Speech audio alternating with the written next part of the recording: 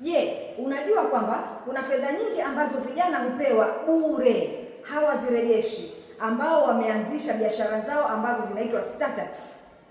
Startups ni biashara ambazo zina solve tatizo katika jamii, lakini zina muundo wa kibiashara. Kwa hiyo una solve tatizo fulani, lakini mwisho wa siku unapata fedha.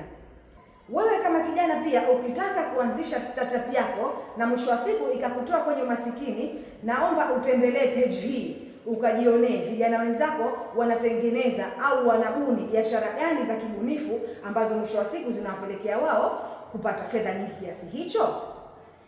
Tembelea page ya Funguo ambayo inapatikana Instagram.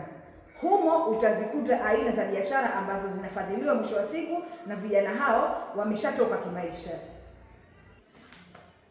Unasubiri nini? Nenda sasa page ya Instagram ya Funguo ukaangalie biashara bunifu hizo na wewe ubuni yako.